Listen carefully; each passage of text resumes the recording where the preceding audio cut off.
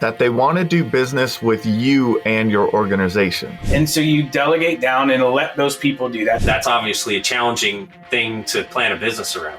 What are a couple of examples beyond just building roofs? Well, I can't think of anything we haven't tried.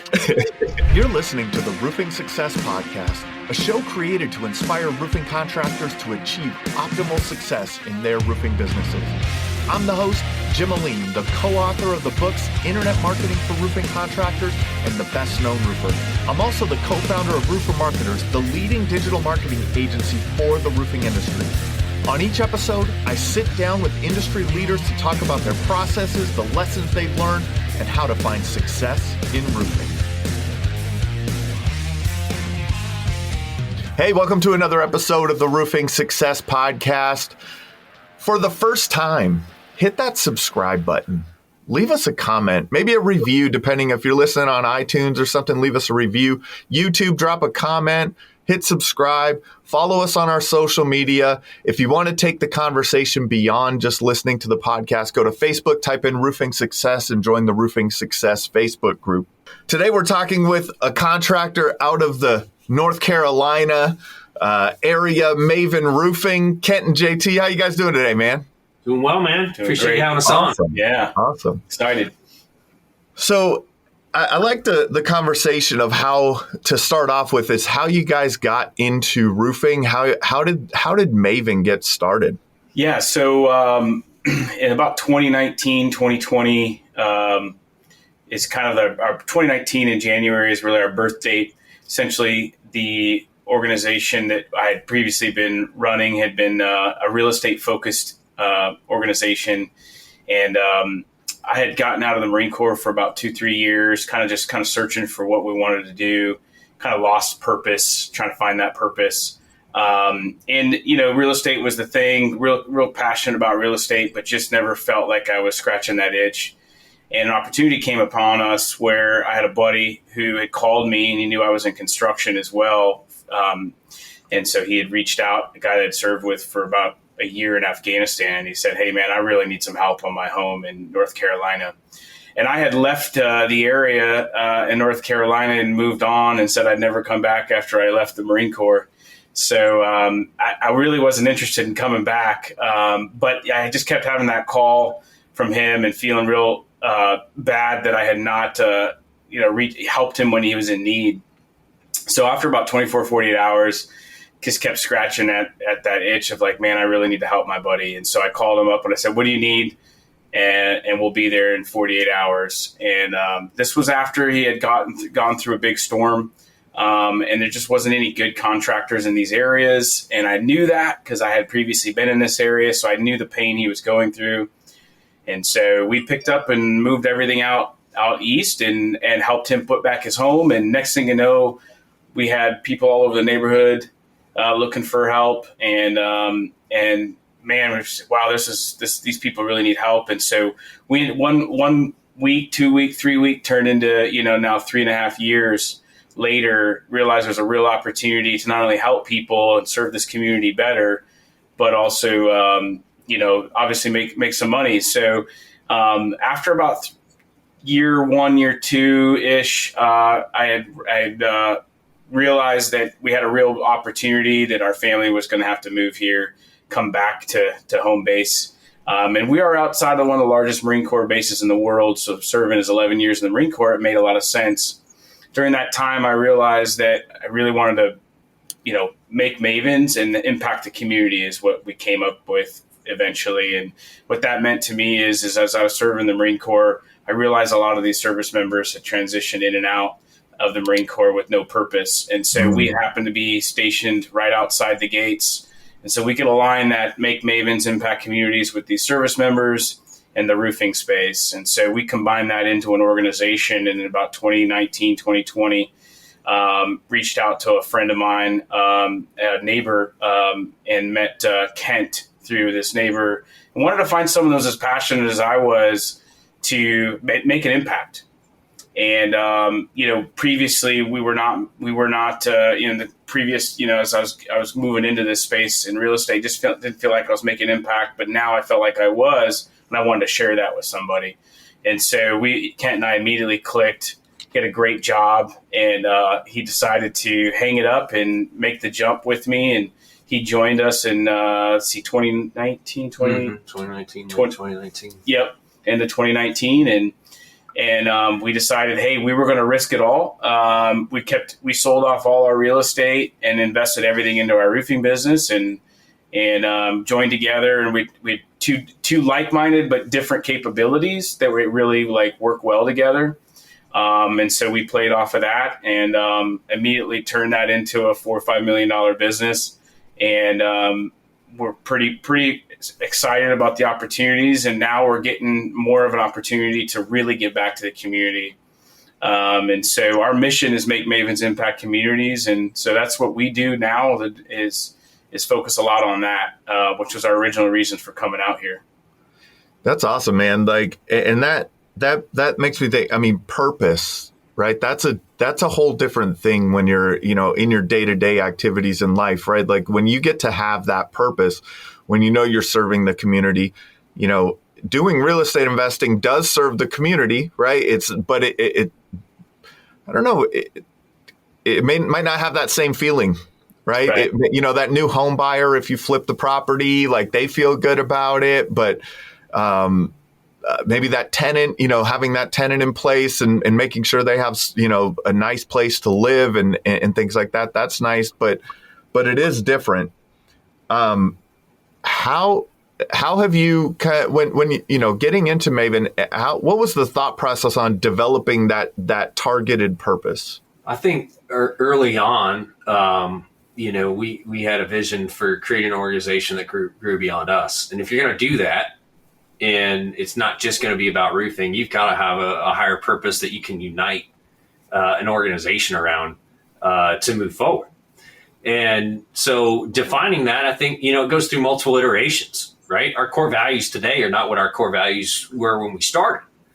And so I think as you grow as a company, as you grow in your identity and really start to codify that, then now you can unite around one common goal, one common mission that makes sense that, our people can get behind, which is really about, we talk about A-player hiring, we talk about finding the right folks, that's what allows you to then, give up certain parts of the business where you're working in the business to be able to work on the business or do the things you're passionate about, like impact the community.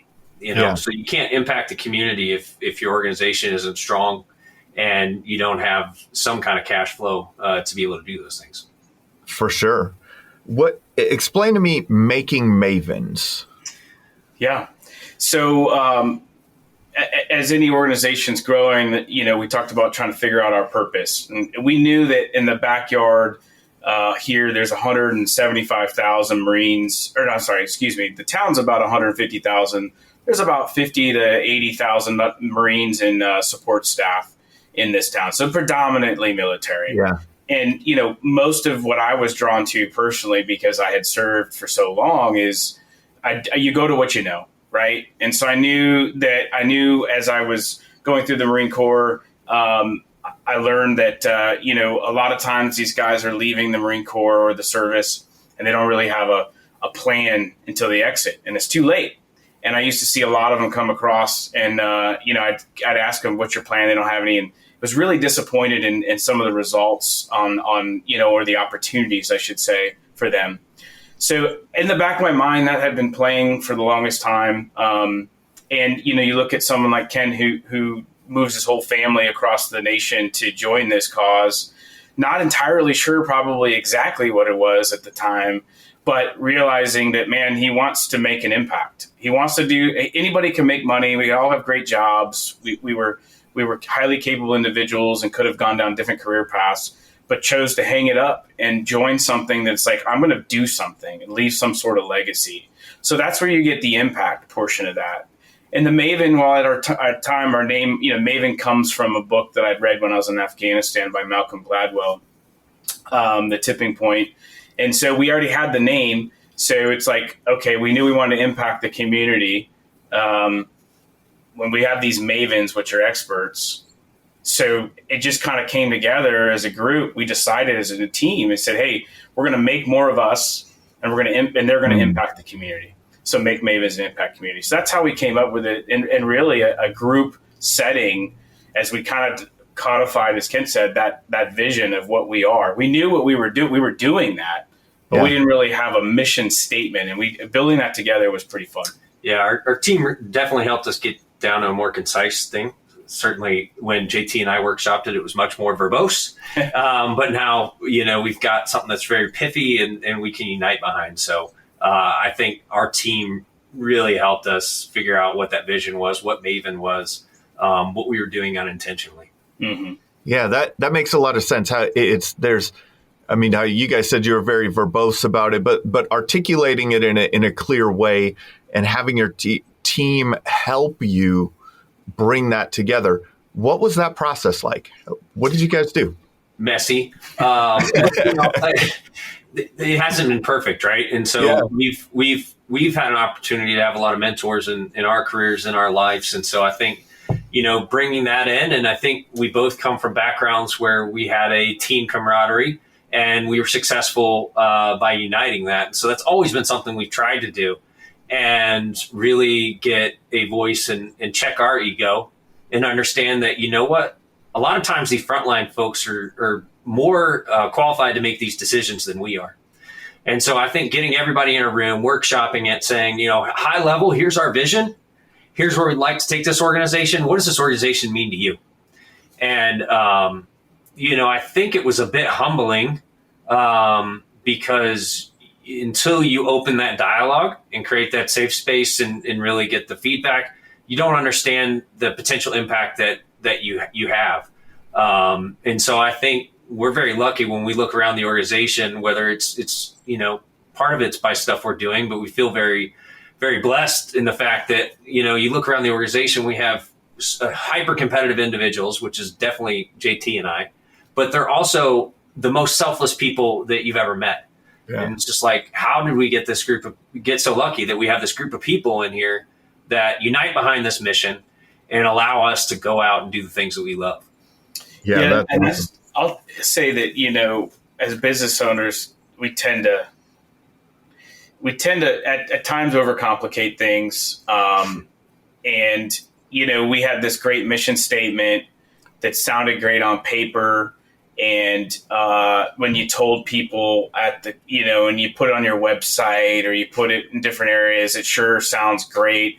But when we looked back at it at the time, we just kept looking at it and go, man, this doesn't move the needle for me. Mm-hmm. Does this move the needle for you? I mean, we're just saying what we're supposed to say.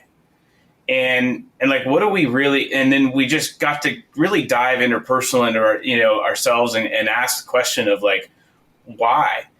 And so we needed to find something that, moved us and was simple, that you could continue to remember every day of what's the purpose versus some catchy, long, mission statement that really didn't all of us identify with. But if you can get something where everybody can identify and get behind and is simple and impactful, now you're going to start a movement. And so that's kind of where we the history behind that. Yeah. When you brought the team in, did you bring in only kind of leadership level team members, or did you just, hey, let's all the whole team in? At the time when we came up with that was, if I recall right, everyone was there. Yeah. At the time we had not had emerging leaders in the organization. Since then, we have emerging leaders that have made that circle smaller, and certainly they're tasked with taking and disseminating that and getting the buy-in from the broader organization. Yeah. So, but at the time that we did that, it was 20 plus people in a room. And that's where when I talk about messy, that's a lot of opinions. Yeah. And so, would I do it that way again? I'm not sure. I think, having some of your core leaders together to at least get the structure in place. But dang, if you didn't get a lot of buy-in from having the whole organization participate. But that's just probably not a reality that would move smoothly in most organizations. What were some of the most interesting? What was some of the most interesting feedback that you got in relation to what you're, saying, hey, this is the mission as we see it. What do you guys see? What were some of because I'm sure, like you said, there's a lot of different opinions, right? So what were some of the more interesting ones? Because a lot of times you learn about yourself from what other people are seeing in it, right? So what were some of those? Gosh, it's, we're talking damn near 2 It's been a 3 while. years ago, Yeah. right? But, So what I remember most about it is the initial was very like, wait, what are we doing and why are we doing this? Right? Like, Yeah. I don't this is unique. This is different. Why do my bosses care or leaders care about this? Like, why am I just not doing my job? And I think that there's that, you got to break that ice. And eventually we broke through that and said, okay, this is a safe place and you can put your feelings out on the table and tell us what you think. Yeah. And so I think I recall there was a few probably comments that I was like, man, I didn't realize that. We need to go to work on that. I'm disappointed or whatever. And then there's some that was like, wow, that I didn't realize we were having that type of impact. Mm-hmm. Okay. So I think there was something on both sides. Specifically remembering anything, one or two like statements, I don't think I can remember anything anymore, but I do remember it being a pivotal point for Kent and I. Looking inside, I was like, okay, wow, this something's changing here. And so I think that some of the people have the same insight to that. So I think when you go into facilitating that, especially if we've not done that before within the organization, then the lesson is patience and not giving the answer. So obviously we walk in with the preconceived notion of where we want to go. And you really have to fight that, really bite your tongue, almost till it bleeds, to just not interject yourself and let the process work. And you just ask those probing questions to then draw that out of the group, because ultimately what they're going to do if you get too involved is they're just parroting back what you want to hear. And so I think that's a challenge for leaders, especially visionaries who just, like to talk and be heard.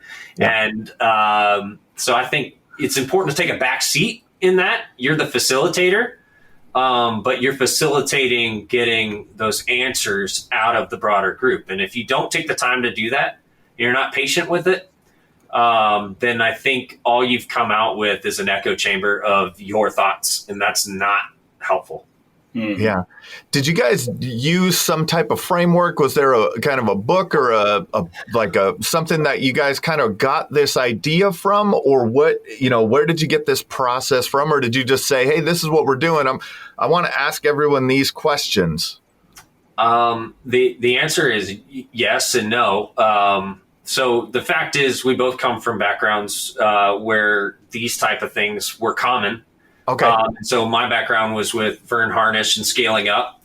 And then we read a book, Traction, by Geno Smith. And so yep. I think, combining some of those things, but it all comes with a framework around, okay, here's your kind of one-page business plan, and these are the things you're supposed to do. But I think until we understood how each of those components was going to move our business forward, it was just something that was on paper. And so, yes, these frameworks are out there, but ultimately I think the decision that we came to is like, we got to take what we like around this, that's us, and make it ours. And so there's plenty of these influences and certainly mentors from our past that have informed this. But ultimately, we've taken the best of all of those things and combined it into something that works for Maven. That's like the Bruce Lee method, right? Like how he, like back in the day, right? He was like, oh, well, no, it just doesn't have to be this rigid. It doesn't just have to be karate. It just doesn't have to be kung fu, right? Oh, there's some cool stuff over there. There's some cool stuff over there. It's real effective. So let's use it. That's awesome. That's awesome. And now, so you guys came into the market, storm damage restoration. But that doesn't, we're kind of, talking at the time of Ian and having more storms coming through. You guys your area didn't get hit as significantly as maybe as some of the storms you had in the past, the one in, 2017 or that brought you out there.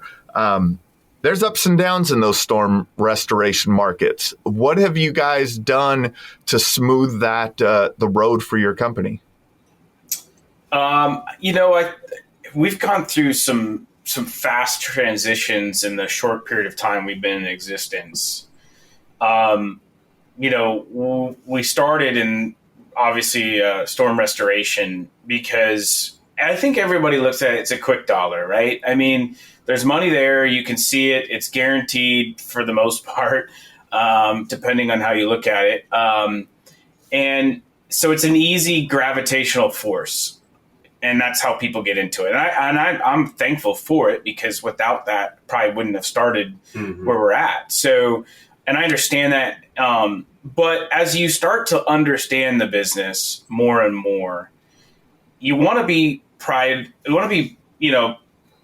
prideful of what you have as an organization, as a team. You want to be excited to come to work. You want to be excited about the opportunities and the relationships you have. And I just keep coming back to this relationship in the storm restoration is nasty. It's a nasty relationship between the homeowner, the contractor, and the insurance company. And you can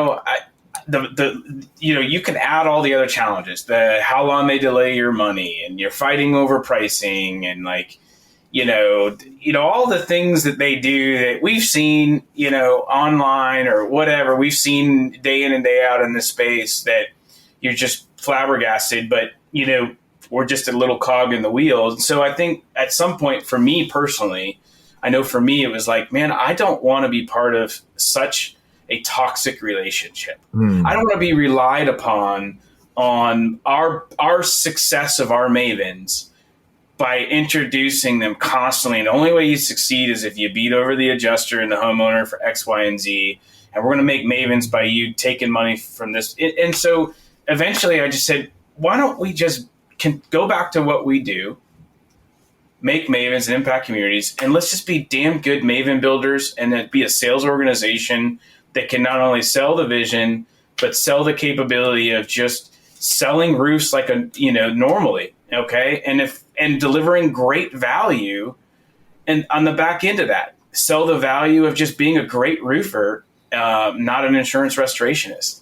And I think we decided that, we could all get behind that. So that's where I came from is like, man, I just worn out of this mentality. Right. Yeah. Mm-hmm. I mean, it's a tough one. It's tough in that market. My wife works in the flooring industry and her in B2B and most of her clients that she's worked with, or a lot of them over the years, have been restoration companies. And I hear that all the time. Like and so she's one of the last trades to go in. And this is when the homeowner is starting to get those bills and having to write those checks. And it's like, ooh, they're not happy. Right. Yeah. And there's no good. It's almost that it's challenging to have a good experience, to create a good experience out of that. So that makes perfect sense, JT. Ken, what were you? Sorry, I cut you off there, buddy. What were you going to say? No, I think, the realities are if you're going to be a business that has longevity, that actually impacts a community positively, and we're putting down roots, then we're not going to get a storm every year. No place does. There's a lot of places that almost do. But this is a place we've chosen to put down roots, right? And so if we're going to impact this community, it can't just be every 4 years when we get a major storm. Yeah. And that's obviously a challenging thing to plan a business around. And so, I think moving from order takers to actual, salespeople that are providing value is something the whole organization got behind. And I think when we had this conversation, it was like this huge weight is just lifted off of people's shoulders because, insurance is just a constant fight. Yeah. It's a fight to, get it approved. It's a fight to get it adjusted correctly. It's a fight to get your payments, and then it's delayed, and you're acting as the bank for zero interest. And, ultimately trying to get paid, 60, 90 days down the road. And it's this horrible hamster wheel. And so, we definitely are doing it and will continue to do it as it suits the customer. But ultimately our approach to insurance now is this is what it takes to build a great roof. This is the kind of roof we're going to build. We're not going to compromise. and this is what we're going to ask for. If the insurance company comes up short, Mr. Customer, do you still want these components on your roof? Yes. Okay. So that's awesome. You talked about you've said it a couple of times, making an impact on the community, right? And being involved in the community. What are a couple of examples beyond just building roofs that you guys are doing? So we've had an opportunity, I think, this year for the first time to kind of bring our head out of water. In the previous years, it's been opportunistic. So when things come up like, hey, there's a need over here, this VFW needs a new roof, we're able to go in and donate our time and the materials and partner with GAF to do that. But this year, we did a retreat at the end of last year, the entire company. And we came in with an idea. And the idea was that we wanted to give 1% of all of our revenue towards impacting the community. But we wanted them to define what that impact would be. And so we started a nonprofit organization called One Tribe. And JT and I are a support arm of that. We make sure that the funds are directed over there, but ultimately the employees run that. And so every month they're doing some kind of drive. Last month was school starting. It was a school drive to get the school materials and things that the kids in need would need. Month before that, it was a women's shelter. This month it was putting on a roof for a hunting blind for the North Carolina Handicap Sportsman Association. And so, a lot of those things we don't drive, we're a supporting arm. It's the employee's vision and their buy-in to what this is that allows that to do that. So, we for the first time are being able to come out and look around and say, how can we be a bigger impact in the community? And this is true with any business. In your first few years, you're just surviving, right? It's like, Can I survive? And now I start to thrive, and now you can start to make an impact. So that organization is part of us. 1% of all of our revenue goes towards that. And I think we're just scratching the surface of the impact that we can have in this community. Yeah, that's awesome. I love that you guys turned it back over to the team. You're leading by example, but not taking control of it. Because if you are, when we're talking about the EOS kind of, traction, visionary, integrate, being the visionaries, a lot of times you just have all the ideas, right? Oh, all these ideas, and let's execute on all these ideas. But you have to have the buy-in, right? And so I've had a couple of really successful contractors who are amazing in their philanthropic efforts on the podcast. And sometimes it started with their cause, but they've always brought it back to the team and started bringing in the team's causes on an ongoing basis. And because it's not just everyone working for what I believe in, right? And my, supporting my causes, because that doesn't get the same kind of buy-in, right? So that's awesome. And then I guess on the other side of that, there's always an impact on your business from those relationships that get created in the community. How have you guys are, you're not in a hugely populated area, right? You're in small, it's kind of a small town, mid-sized city kind of area out there. How is it in the community now? Like, do you go to the grocery store and someone's like, hey, you guys, man, hey, really appreciate what you guys are doing over here or over there? Is any of that type of stuff happening to you? I don't think it's there quite yet. And I think it's because our brand has overshadowed it for so long. So we've done a really good job of branding our company. Everything's wrapped. We got billboards. So Maven is very prominent. People know Maven. So it's kind of overshadowed this One Tribe to this point. And we've kind of gone back and forth with this, that dichotomy of like, do we hitch our wagon to that, or do we just let it One Tribe and let people, because it's like you let one tribe just do its thing, and if people know that it's related to Maven, great. If not, it seems self-serving otherwise. So I think we're going up on 1 year that we started this. We've done in the last year or so. We've donated to the Veterans Affairs or not VFW. We built a roof. We've done some things at Kent. We've done some things. I think Maven ends up getting attached to it just because a lot of it's been roofing. Mm-hmm. Okay. But we'd like to step away and do some non-roofing things. So this next year we're going to do a rodeo. We're going to put on a rodeo. No, we're going to donate space to a rodeo, and our one tribe family is going to organize it. And This will be very interesting because Ken and I are very dominant people, and it's going to be a big movement, and we're like, man, it's going to go right? Is someone going to hurt? Something going to happen? But we're literally going to have to step back and say, let one tribe. And I think this will be the flag planter for them to really kind of balance that shadow of one tribe is taking that forward versus Maven. So pretty excited about that. Yeah, that's cool. That's cool. You talked about, so you guys have dominant personalities. You've mentioned that a couple of times, right? You guys are those, business owner leaders, competitive out there doing this. How have you, we talked about this. I've talked about this with you, Kent, but first of all, you have to build a team that you trust, right? And a team that can execute on things, maybe A players is a way to refer to that, right? That's kind of trending in the, in the business world right now. Hire A players, right? How have you hired and developed A players on your team? Well, I mean, first off, we started out, we didn't. It was kind of like, we put them in front of a mirror and said, breathe, can you fog this glass? Then you're hired. And so that did not work. That was not fulfilling. That was an uphill battle. And I think when we hit that reset button and we were part of a cohort that really helped us develop what this is for Maven.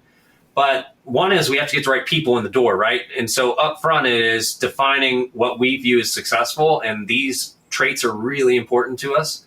And we really try to identify that up front from our Colby assessments, as well as a strengths finder. And so it's a kind of an in-depth process that you're going to go through to get inside the doors of Maven, because we want to protect the culture that we created. And we get real specific on these are the expectations and things that you're going to be measured against.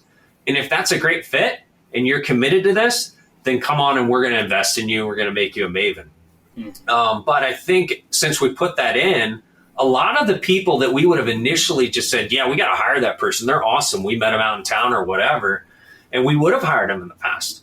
But we went through the process and we stayed disciplined to it and ultimately find out, you know what? That person's not a great fit for us. And so that, we've made those incremental investments in some of those assessments. It cost a little bit of money, but that's nothing compared to what you save in training time, damage to the organization and the culture, and then trying to rebuild after that person comes in. And so I think it starts there is like you've got some kind of gate to get into your organization and you've really gone through and defined what each role is and tie that back to your core values. And your core values are ultimately what you're hiring against and firing against and holding true to those. And so we've just stopped making it subjective. Mm-hmm. Like this is just a formula that we can execute against and rinse and repeat, and then ultimately step out and do that. Now, once you have those people in the door, then you've got to have a robust training program, to get them there. Yeah, and I think that the first few years in business, Kent's saying you're just trying to survive. So you're finding anybody. You think that you throw people at the problem, it's going to go away. Mm-hmm. And I think that's what we're trained to do is like, hey, I've got this problem. I'll just hire someone to do that problem. And you hear day in and day out business owners, saying, man, I just want someone to do this, or I need help here. I need them. And they're frustrated and they're having issues and they're not sure how to duplicate themselves, right? Everything's going through them. So we had about a year ago decided that, hey, we're going from survivability to sustainability phase. And we can't continue to be the throughput for everything. And so we realized that, man, this organization is going nowhere if we have to do it all. We're not going to get to our mission. We're not going to do any of these things if we have to be it all. We've got to figure out how to get back to doing what we do and be creative. And so a year ago, we decided, hey, this isn't working. We need to find a new way to recruit the next generation of people to do these things that we're doing. And, you know, there's a lot of people out there that says just recruit 100 people, screen them down to 10, you know what I mean? And it's like, man, that's a lot of work. So we went to work on finding a different way of doing it. We joined a cohort. We joined a group to challenge us, take some of the ideas we already have, and let's go back and let's remake who we are at Maven and how we employ people. And so we started a year ago a leadership course, and Kent leads the leadership course every week. We decided going into the year we were going to do a basically invite people to invite themselves. They had to be voted in, and they also could be voted out by their peers.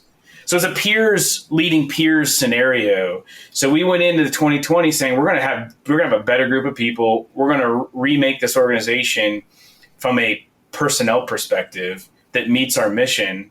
And so we have leadership, accountability, and consistency were our themes going into 2022. And Kent stands up this leadership course. Every week we're reading a book. We're challenging each other, and lo and behold, they kicked some of the people out that weren't being, accountable to the leadership course, and they start self-maintaining. And so that's been a huge success. We've done some offsite retreats from developing our leaders, reinforcing an accountability and being consistent. And we do those things. We feel like, we're developing our people, to answer your question. We create an environment where they can learn to be leaders, and then at the same time, us being consistent and accountable to the basics that they need to do. So I think that's been a huge success for us. Yeah, definitely. Yeah. That's awesome. It's being intentional, right? Like, I think that what I hear there, like, you're being intentional with your business, that you want to create something that is beyond just you two. Mm-hmm. Right. That there's an intention behind that. And when you do that, what you focus on grows. Right. The other thing that I've heard, we've had a common theme a couple of times is, hey, in the beginning, you just make it work, right? Yeah. Like, just sell some jobs, just hire some people, you gotta just have something happen, right? You have to build it up to a certain point.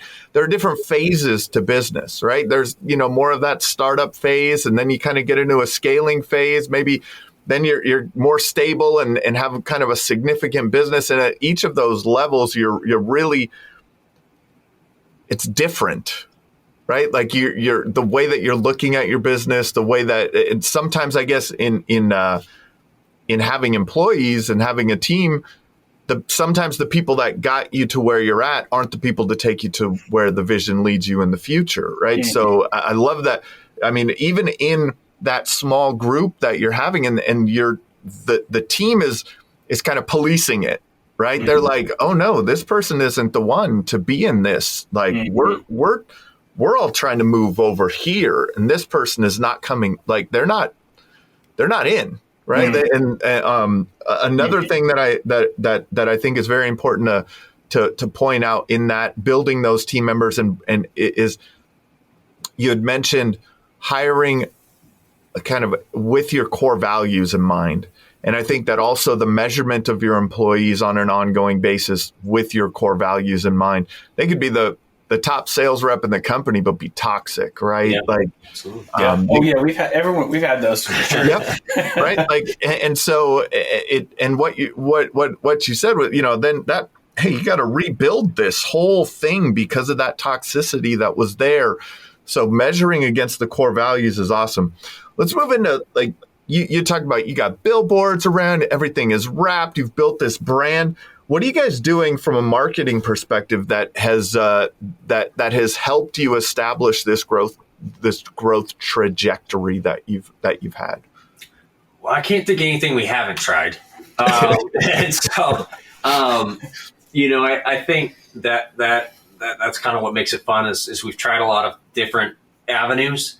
And I think stayed true to ourselves with all of these different avenues. So, you have different marketing directives. One may just be a branding initiative. Get the brand out there, get the name out there. People associate that with roofing, and then you have lead conversion activities that we're running. We've got to generate leads. We've got to be able to turn those on and off. And then you have to have the community focus that, hey, this is a company that has some heart behind it. And so I think understanding each of those brands and really starting to define what that is, we're still working on really making it clear, because I think it's very clear in JT's in my mind of like, this is our brand playbook. This is who we are. But being able to articulate that and communicate that to our new hires so everyone's speaking the same language. And so I think it's been a progression. But mainly what we're doing right now, a lot of this comes from our digital ads. And are we doing anything super special there? No, we're creating content that's interesting and potentially makes people laugh and draws them in. And then they're starting the education process. And so our job is to educate and provide the customers with the highest value. Ultimately, customers are going to come to us once they're at a 70 to 80% solution of, I've done some research, this is the type of roof I'm looking for, or this is repair. Well, they're informed, and we want to be the people that inform them. But we got to get their attention somehow. And we think that, our ads that we run are just a little bit different, a little bit out there, and that at least draws them into our content that then educates. And so we're using the social media platforms just to stay relevant, but a lot of our leads come through Google Ads. Nice. Yeah, and just touch on one thing. When we make this transition from an insurance restoration company to a retail model, that's a different sale. Mm-hmm. And anybody can go out and say, hey, I sign this piece of paper, and if I get this done, then I'll give you this. And it's like, there's really no commitment there. And they're worth their weight, and because you don't know what's going to happen in the insurance process. So now we're getting to real selling. And so now we are messaging from the very beginning in the marketing side, even before that, when you're hiring, like Kent's saying, you're hiring employees in, and then they're then messaging through the marketing channels to the sales team, all the way down to the guy who's building the roof and the production. We all need to be saying the same pitch throughout. And the brand playbook that's being worked on is key in articulating that to all levels within the organization, because when a customer is going to select you, they're selecting you on that messaging, and you're going to sell on value, not, hey, we're going to see what happens with this insurance process. No, you're going to pay us a bunch of money to replace your roof, more than maybe the next guy. And here's why. Yeah. You have to be able to articulate that reason. Mm-hmm. Yeah. Right. And I was talking, I'm a marketing coach for roofing contractors in Adam Bensman's Pitch Pro movement. And we were having a discussion about this the other day in one of my training sessions. And it was like, it's very easy to list out all of the standard things in roofing, right? Like, we give free estimates, or, we're on time, and, we're, GAF Master Elite, we're, Better Business Bureau A+ rated, right? There's all these very standard things. It's what you're saying beyond that that's the differentiator. Is that's what you guys are working on, that piece, right? Yeah, I think who are the people behind this brand or this roofing company, and why should I care? And I think ultimately, people are buying into that story. They could go to anyone to throw some shingles on their roof, right? So you got to demonstrate that there's value and that they want to do business with you and your organization. Mm-hmm. That they want to do business with you and your organization. Mm-hmm. Not everyone's your customer. That's true. That's right. Yeah. is what I heard in that statement, right? That wasn't always a truth. Like it was, hey, please, as you're starting out, as you're starting out. Yep. 2 years ago, you'd never hear anyone say that's not a good Maven customer. Today, you hear it regularly. Hey, that's not our ideal customer. That's not our customer persona. Mm-hmm. And so we're coaching that, and it's never as fast as you want it to be. None of these things we're talking about, as entrepreneurs, and we want everything now. I don't know why it's done now, but we certainly have made a transition in reality, a short period of time of. Now we can look back, and some of the things that we were saying, the organization is saying, because they understand it now. And I think that's just, you have to be, you go through these phases, you have to relinquish control, allow them to carry it forward. And it's their message now. And they understand why, because they're dealing with some of the issues that come through if you don't have that messaging. So. Yeah. When does it change from take the money to this is our customer?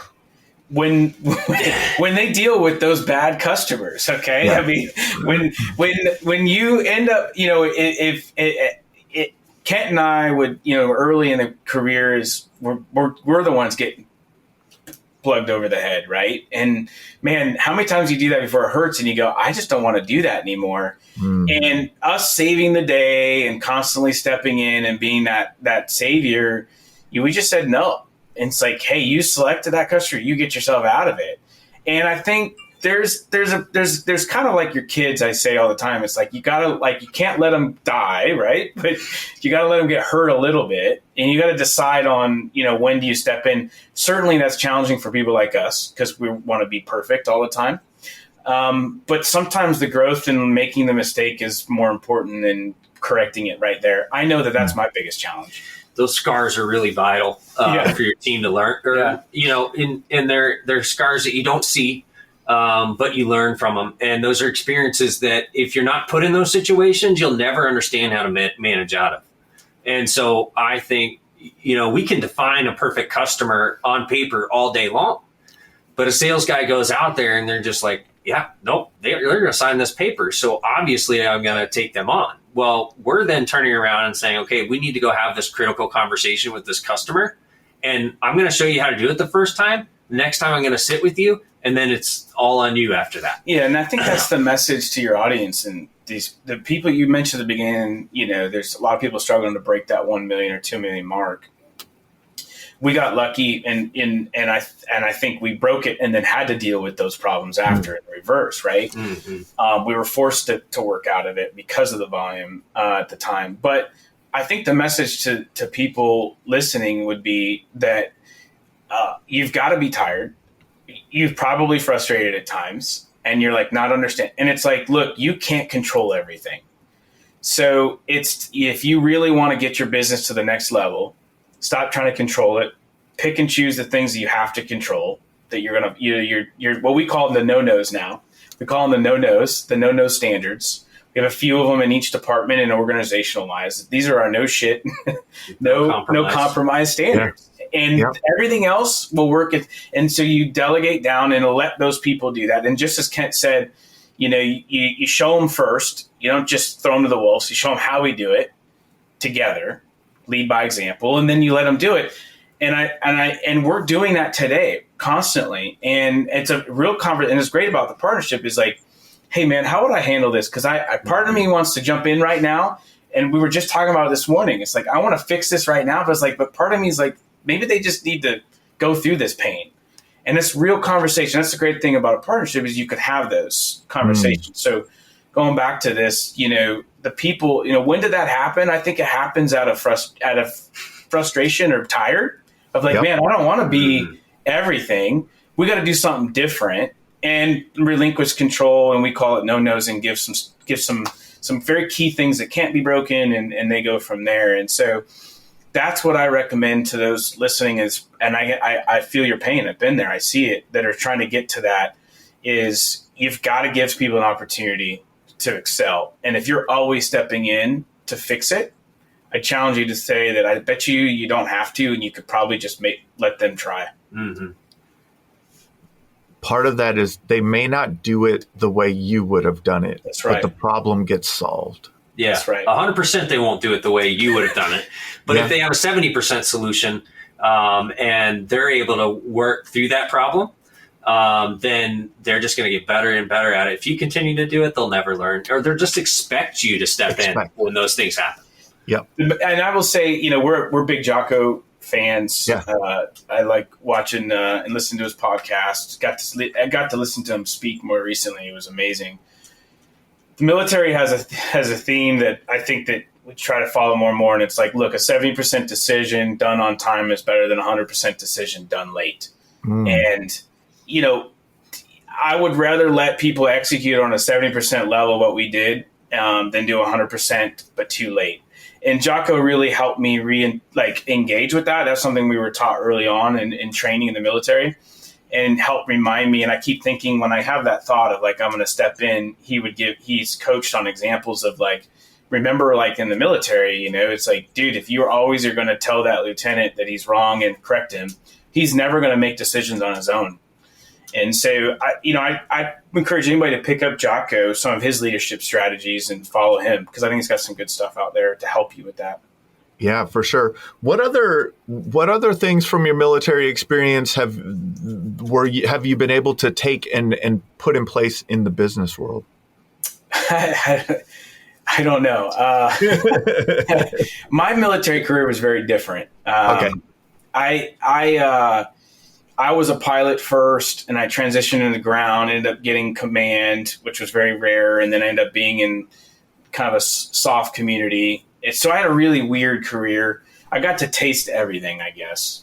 And so for me, I was able to kind of get a different perspective of different organizations and see what good organizations are run and which bad ones are run, and what good leaders are and what bad leaders are. So I think if there's one thing I could tie it to is I really can relate to the guy that's in the trenches on the ground that just getting his head beat in every day, which I relate to in our roofing space is our site managers. I mean, to be out there, and our roofing crew members as well, the nailers and the guy that's cleaning up, to get beat down every day. I understand what he's feeling all at the top level, because we were coached in military to get out, go do that with them, go feel that, see what that's like, understand and have empathy towards that. So that way you can make good decisions as a leader. So I think that's the one thing I feel I can bring to the organization from experience.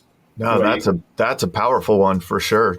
Yeah. To understand what it feels like on the front line, right? And have empathy for that situation. That's a great lesson for sure. I don't know if Kent agrees. I'm sure he has different. My background's corporate America, so that's right. Yeah, I think these confluence of styles where we've been able to kind of just check our egos and build that trust with each other is hey, here's something that we did, or what, that's a little rough. But organizationally, and you're talking about a roofing company that has a lot of moving parts, right? And so JT's background in logistics, he has the ability to see a lot of things before they're going to happen, just because there's a cause and effect. And so we have a lot of trucks on the road. We have a lot of assets out there. We need to deploy them in the most efficient way possible. And so I think he takes those things that he just inherently knows or learned. And certainly being a pilot is a fan of checklists. And so I think those type of really tactical things that we can take to the ground level have been crucial for our ability in the construction space. And then I think, from corporate America, it's hey, here's how we deal with this organizationally. Here's how we structure the organization. And so I think just that there's some kind of confluence of marrying these things. They're not that different, to be honest. The terminology is very different, but the concepts behind them are very much the same. And so I think it's just bringing those things together, feeding off of each other, and finding the best solution. Mm-hmm. Yeah, that's awesome. That's another thing I was going to talk to you guys about is what do you, I have a partner in our marketing agency, and some of the reasons that we've worked together successfully is because we we have complementing skill sets. I think that's one of the, we definitely have an overlap in certain areas, but we allow each other's skills to, like if we're talking about business development and things like that, I'm making more of the decisions on that end. When we're talking about the fulfillment of our services, he's making more decisions on that end, and I'm trusting in his skill set and he's trusting in my skill set. What are some of the things that you guys have found to make a successful partnership? Yeah. So go ahead. I mean, I think going back to, some of these assessments that we took, we had to get some insight to ourselves and understand what areas we excel in, what our strengths are, and really how that fits into the business. And as our businesses evolve, that's changed like almost every year. Like when we first started, it was like we would flip-flop different sides of the organization. So we'd be on the fulfillment side, the sales side. We'd be like, okay, now let's flip, and you run that end, and I'll run this. It allows us to learn and then really start to advance, because certainly you get a little bit complacent if you're over an area for too long. So you read about Jack Welch and GE. Well, he would move his managers around every 2 years, whether you had any experience in it at all. And so we did that when we first started out. But now it's more of concentrating on those strengths, and we do have a lot of overlap. But I think that plays well together. And, I think if you look at us when we're ideating through this stuff, it almost looks like it's this really feverish debate, which we actually very much enjoy. And so if someone walks into that room, they might think, whoa, this is a little bit intense, but no one's taking it personally. We're honestly just that engaged in the conversation and just, okay, well, have you thought about this? Let me play the devil's advocate over here. And so I think that trust is built over time, but it's been an evolution. Mm-hmm. Mm-hmm. Yeah. I mean, you go down to the very beginning when we first met, we knew that our core values aligned. Mm-hmm. Yeah. And I don't know if it was happenstance or we intentionally did that at the time. I can't remember, but I knew that the core values aligned. We certainly have different viewpoints on things in life, but we can respect that viewpoint.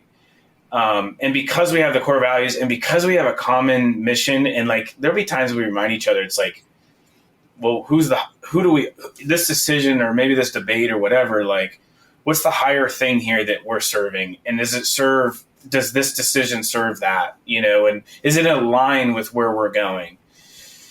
And I think 99% of the time it feels like we're in line with that. There'd be times where we won't, but it's like we battle that out.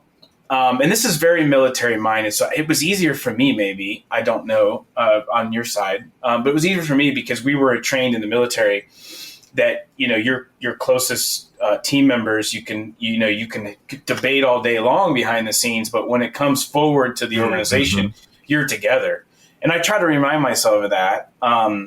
But it's certainly, I think that the core values is probably the key thing in a partnership. And debate creates creativity, and I think that that's a positive thing, even if it may not be the 100% of my solution. His 70 maybe at that time is better than my 100 in my opinion, or vice versa. So anyways, hopefully that explains that. No, that's great thought process on that. And I'm sure it's helpful to a lot of people. So I'd like to hear from both of you separately on this, but what do you think the greatest insight is that you could share with our audience that has helped you guys find success in roofing and might impact their businesses? This is pretty straightforward for me. So, I mean, the bottom line is all the things we've talked about are definitely internal facing, but they are built with the customer experience in mind. And all these emerging things you've heard about, Angie's Roofing, some of these other ones that are coming to market, they're scary. Well, the one thing they can't do is deliver an exceptional customer experience. And if you build your business, your processes, everything you're doing around delivering an exceptional customer experience and understanding what their needs are and what their wants are, and you can deliver on that, then you're going to be successful. We spend too much time thinking about, well, that's hard for us, or this would make it easier for us in our process. And it's ultimately, what does the customer want? They want something that's an easy button. That's all we want these days. Netflix, That just works when you go home and turn it on. It just works. And it happens secure too. You don't spend a ton of time setting up Netflix. You just sign up and it works. That's all customers want, and they expect that. And it's a crazy expectation from a construction standpoint, but ultimately we're going to have to step up and deliver at that level if we're going to be successful. So if you build your business with the customer at the center and they're the hero of the story, then you're going to be successful. Yeah. No, that's number one. I would say that's nothing beats that, in my opinion. I agree with that. A second to that would be, in my opinion, is people trying to grow their business. Too many of these owners don't know their numbers. They just don't know their numbers, and they need to be obsessed with their numbers if they want to get out of survivability. Part of the reason why they're not surviving or they're struggling to survive is they just don't understand what they're looking at. So, you better get smart on that, or you're going to get overtaken by someone smarter than you in that area. Do what you got to do, but go out there and self-educate, join a cohort, study online, go back to school, ask other business owners, whatever, but go understand how to read a damn P&L, understand what it means, understand what you should be allocating towards what portions of your business, and be on top of it. And I think that's critical through those for all of business. So. Yeah, for sure. Awesome, guys. This has been another episode of the Roofing Success Podcast. If you would like to generate more revenue through your digital marketing efforts, please visit roofermarketers.com to get a copy of the book, The Best Known Roofer. Also, check the training section of the website for guides on everything from running effective pay-per-click ads to how to properly set up your Google My Business listing. Thanks for listening.